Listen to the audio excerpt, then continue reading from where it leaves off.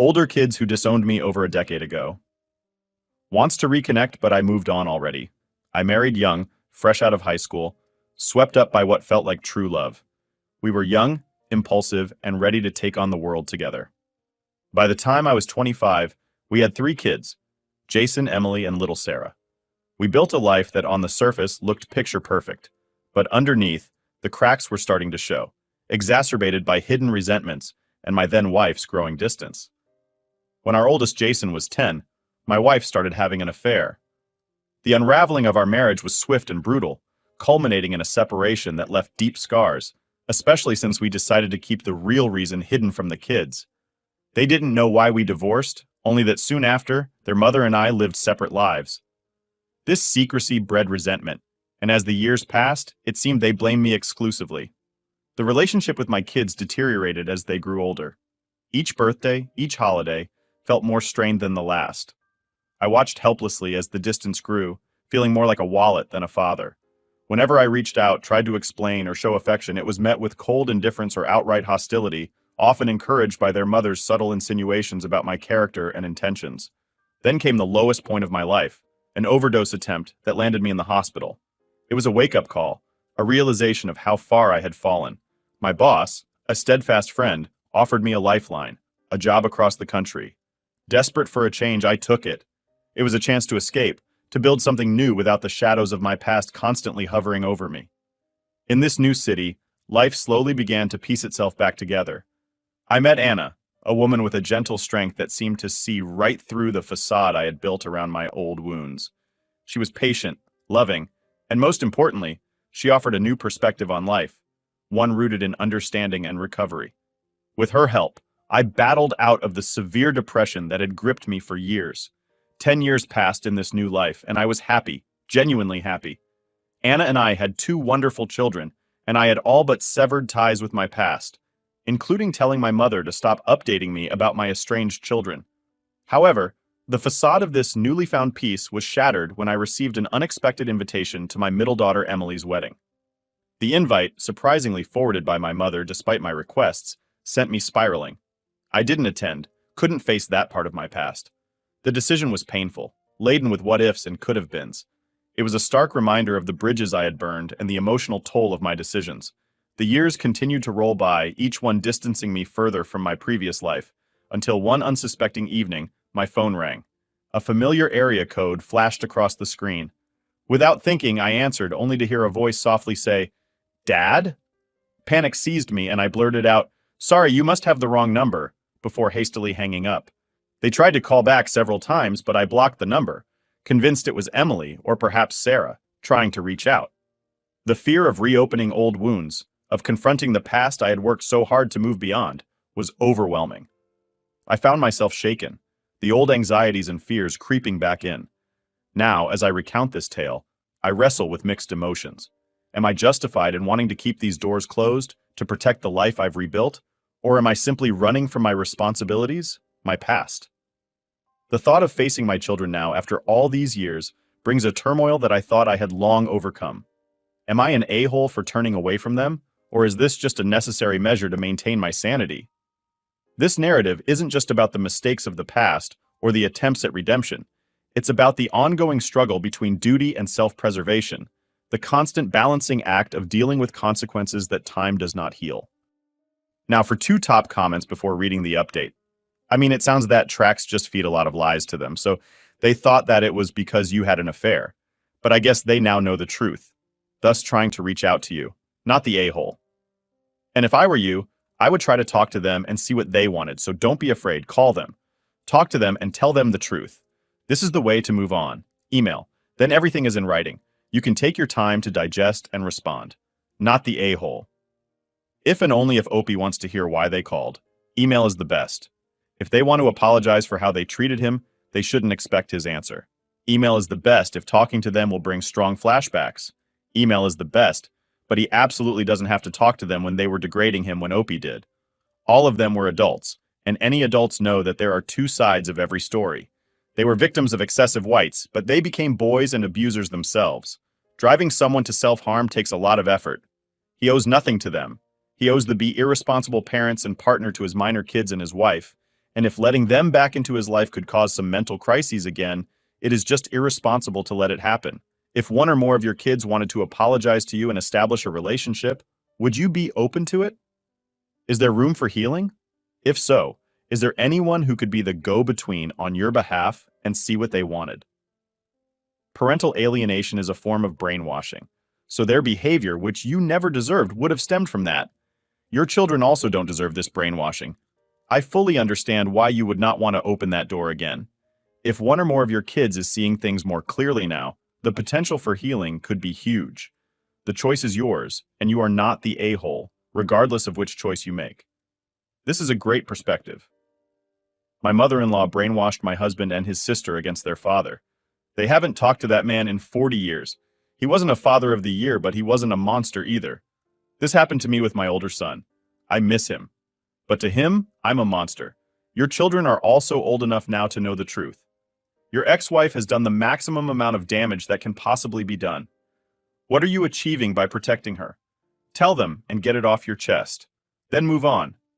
They can decide if they want to believe you or not, and whether or not they want to be in your life. Keep in mind the same manipulative cow that did this to you is the person raising your children. They probably have a better idea of who she is and what she is capable of. Then you might realize by the time my youngest was 17, all of his kids, 4 adults or thereabouts, after years of abuse and hatred, he is happy. Leave him in peace. Now for the update. Update 1. First up, I got a call that really threw me for a loop. It was from my uncle, telling me it was my oldest daughter trying to get back in touch. That was a lot to process, especially with everything else that's been going on.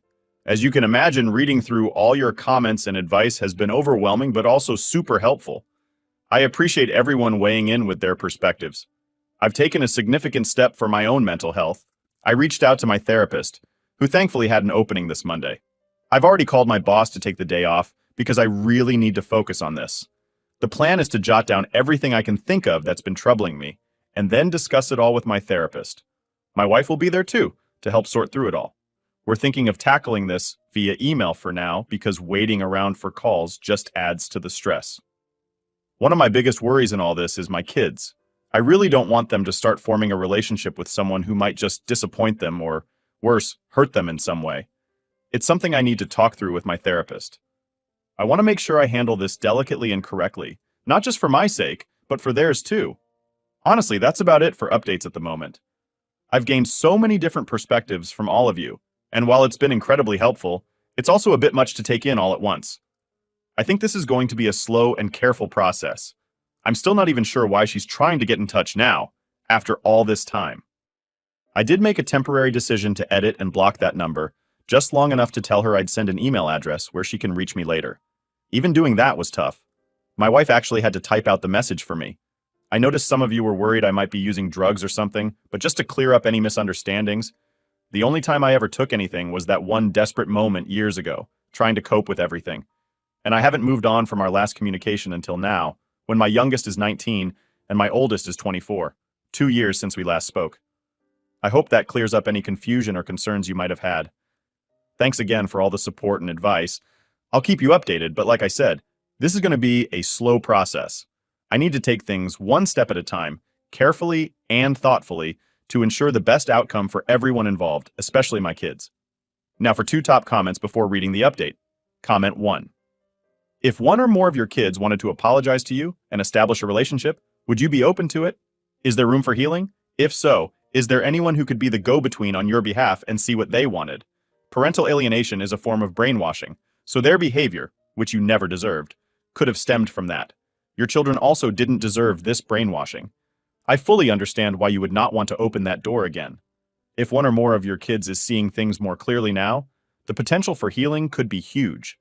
The choice is yours, and you are NTA regardless of which choice you make. Comment 2. This is a great perspective. My mill brainwashed my husband and his sister against their father. They haven't talked to that man in 40 years. He wasn't father of the year, but he wasn't a monster either. Comment 3. Well, got my son's mother pregnant just out of high school at 18. Her 20, tons of cheating. Her, almost went to jail twice for her embezzling from where she worked. Put the money in my bank account. I tried to change who and how I was, not a very good person, but knew I needed to be better for a lot of reasons. Tons of other things to mention, but I digress. His mom would call and say he wanted to see me, so I would drop everything and spend time with him. Things were very standoffish from him, because of course he wasn't around me all the time and only knew of me from what his mom had told him. He would ask questions and I would answer them if I could. Some were about things his mom said. If it wasn't true, I would just say, I remember things differently and leave it at that. Back to mom, when things ended with us, I had found out she had a threesome and I went to her house late at night. Did something I shouldn't have. Not hands people. But I told her, when he turned 18, I was going to tell him everything that went on and he would know the truth. As he got older, he would call, we'd talk and stuff, then he was able to drive. So we'd spend time together talking about the past. Him getting to know more about me, and me know more about him. At that time, my wife and I had just had our daughter, N, had even talked about him moving in with us. His suggestion. Moving ahead, he went to college, dropped out. His mom called me multiple times to call N talk sense into him, ironically, but to no avail. He then goes into the Navy, we stay in touch, he's on leave at base and collapses. Apparently his pre-workout drink messed his heart up. He had to take leave for 6 months to recover. Same as college. Didn't do shit to stay in shape for PT test to get cleared and was kicked out. I moved during this time as he was stationed on the East Coast. I would ask to spend time with him and he didn't want me to come there. Okay. He kept going back home, FL, about once a month to see his mom. I had gotten to the point and asked him to come and see us, 5 HR ride from where he was, versus FL. Said maybe, okay, let it ride. Then before Christmas as we were talking, I had picked up on things he was saying, and asked him later when he was getting married, and he laughed it off, and said they weren't that far in the relationship for that. I had said a number of times before that when he got married that I couldn't see it in person, but it was what it was. A week later, my wife shows me the FB post of him getting married. That's when I cut him off, period. I had opened myself and my family to him, and he lied about it. It wasn't a small lie, and I had always told him not to lie to me, as I would be the last one to ever judge him or anybody. He lied. He tried calling 2, 3 more times, but I never answered him or text back when he texted. I will never speak to him again. Not a chance. Ever. Many more things happened along the way. Too much to put in here. But I fought to be a part of his life as much as I was allowed. That was the end of all of it. 8 years ago. Update 2. Starting off, after sending that cautious email to my daughter about possibly reconnecting, she replied quicker than I thought she would. In her email, she dropped a huge piece of news. She's expecting a child. Yeah, I'm going to be a grandfather. That part of the news had a strange effect on me. It was like a mix of shock, joy, and a dozen other emotions I can't neatly package into words. She wrote about wanting her child to know their grandfather, to have me in their life in a meaningful way. It was a lot to take in, considering our strained past and the long stretch of silence that had defined our relationship until recently. The thought of being a granddad is exciting, but also scary, given how things have been between us. Then, there's the situation with my son, which is a whole different kind of heavy. I found out from a rather unexpected source, my brother, who's been somewhat of a mediator in the shadows, that my son has been battling drug addiction. He's currently in rehab, trying to put his life back together, and he's reaching out because he wants to mend fences. Finding out about his struggles, and knowing he's in a place where he wants to heal, brought up a lot of emotions, from relief to sorrow to guilt for not being there, when maybe I could have helped. Navigating how to support him through this, even from a distance, has been challenging. I've started writing him letters. It's an old school approach, but it feels right. It gives me time to think about what I want to say without getting overwhelmed by the immediacy of a conversation. Amid all this, another layer of complexity got added to the mix. My ex-wife, the same woman who played a pivotal role in the estrangement from my children, is now seriously ill. She's reached out, wanting to talk, to explain things, maybe to apologize. I'm not sure. It's a lot to process. The woman who caused so much pain in my life is now facing her own profound struggles, and she wants to reconnect, maybe to find some peace for herself. So I'm caught between old anger and the natural human feeling of sympathy for someone who's unwell. It's a strange place to be. Part of me wants to have that confrontation, to tell her about all the pain she's caused, to make her understand the depth of it. But then there's another part that questions what good that would do. Would it change anything? Would it make me feel better? Or would it just reopen old wounds that have taken so long to heal? Deciding to meet my daughter was the first step in this new chapter. We agreed to meet at a quiet cafe, a neutral place where we could talk openly. That meeting was intense. There were tears, raised voices at times, but also moments of genuine connection that I hadn't felt in years. We talked about the past, about her childhood, about the divorce, and how things went so wrong between us. It was clear that there were misunderstandings and hurt feelings on both sides. We also talked about her future, about her pregnancy, what she envisioned for her child. It's clear she wants to do things differently, wants to break the cycle of estrangement and pain that marked our family for so long. It's a lot of pressure, a lot of responsibility, but also a chance for something new, something better. As for my son, the letter writing has been therapeutic for both of us, I think. He's shared some of his journey through recovery, the ups and downs, the setbacks and victories. It's given me insight into his struggles and a new perspective on what he's been through. It's also shown me how much I missed, how much I didn't see, and how maybe things could have been different if we'd managed to keep the lines of communication open. Now, regarding my ex-wife, I'm still undecided. I haven't responded to her yet. It's a decision I'm wrestling with daily. I find myself asking whether I'm ready to face her, whether I can handle whatever she has to say, whether it's worth the emotional toll it might take. In all of this, the support from Anna, my wife, has been my rock. She's been incredibly supportive, helping me navigate these complex emotions and decisions. We've spent many nights talking it through, weighing the pros and cons, trying to figure out the best path forward, not just for me, but for our family as a whole. The impact of all this on my mental health hasn't been small. There are days I feel overwhelmed, unsure if I'm making the right choices, if I'm handling things the best I can. But I'm trying to take it one day at a time, to process each piece of information, each emotion as it comes, and to make decisions that are thoughtful and considerate, not just reactive.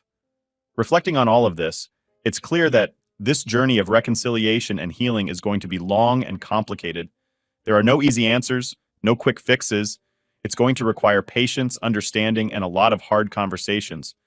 But I'm hopeful that out of all this pain and complexity, something good can emerge, something lasting. Thanks for sticking with me through this long update. Your words of encouragement and advice have meant the world to me. I'll keep you posted on how things progress, on the ups and downs, and on the lessons learned along the way. Here's to hoping for more ups than downs in the days to come. Update 3. Hey everyone, your insights and encouragement have been a beacon during these tumultuous times, so thanks for that. So let's dive into what's been happening.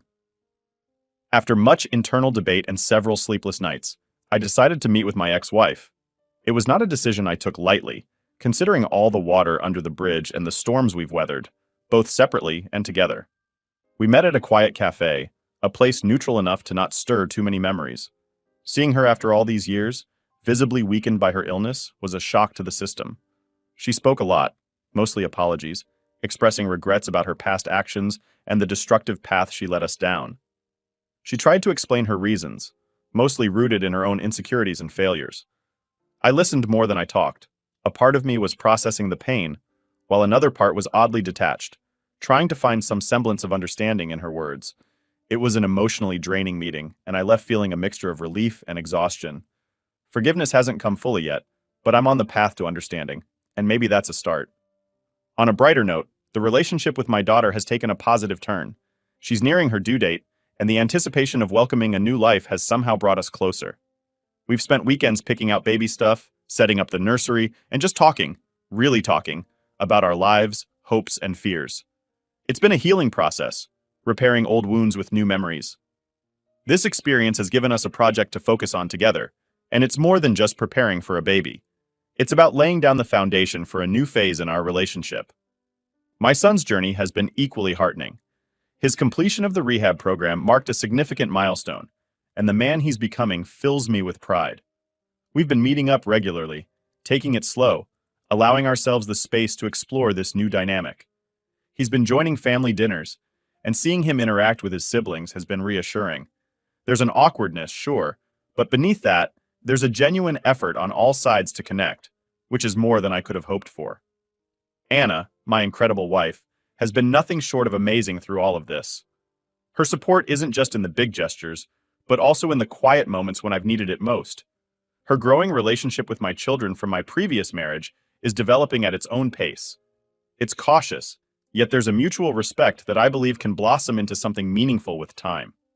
She's been involved in every step, helping navigate the complexities of blending two families, always with a grace that amazes me. One of the unexpected joys has been the interest from my younger kids in getting to know their older half-siblings. They ask questions, show a keenness to connect, and have brought a lightness to family gatherings that might otherwise have been tense.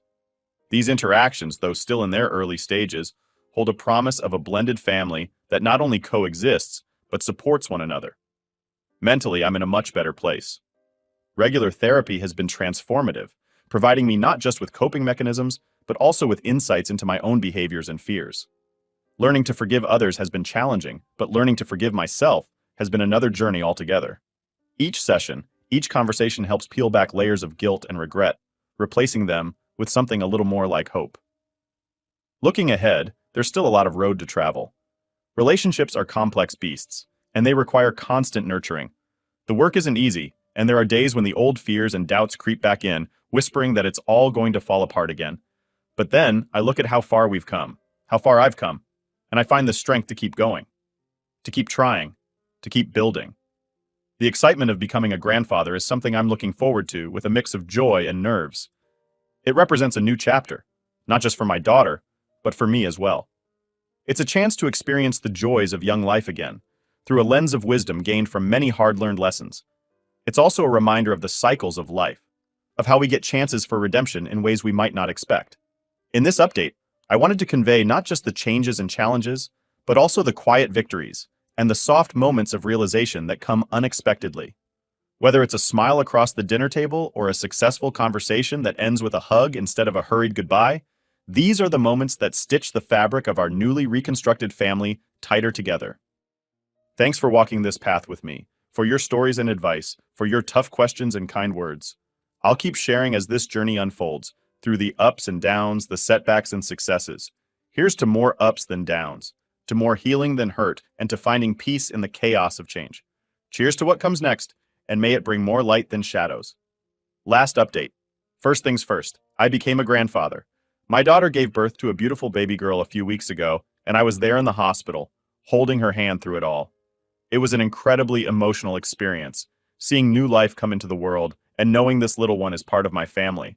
Holding my granddaughter for the first time was a moment of pure joy, mixed with a deep sense of gratitude for the repaired bonds that made this moment possible. My daughter and I have come so far, and though it's been a bumpy road, it feels like we're finally on solid ground. My son is continuing to do well in his sobriety journey. We meet regularly and our relationship is stronger than ever. He's started a new job, and seeing him take these steps towards building a stable life for himself is incredibly rewarding. We talk about everything now. No topic is off limits, which has brought a new level of trust and openness between us. As for my ex-wife, our last conversation was probably our last. We reached a sort of peace, an understanding that while the past can't be changed, it doesn't have to dictate our futures. I've let go of a lot of the anger and bitterness that I held on to for so long, and it's been liberating. This doesn't mean I've forgotten, but rather, I've chosen to focus on the present and the future instead. Anna, as always, has been my cornerstone throughout all of this. Her unwavering support and love have made all the difference. She's embraced my children and granddaughter as her own, and her capacity for kindness and compassion seems boundless. We've grown closer through these experiences, navigating each challenge and celebrating every victory together. The younger kids are thrilled to have a new cousin, and they're already proving to be doting siblings.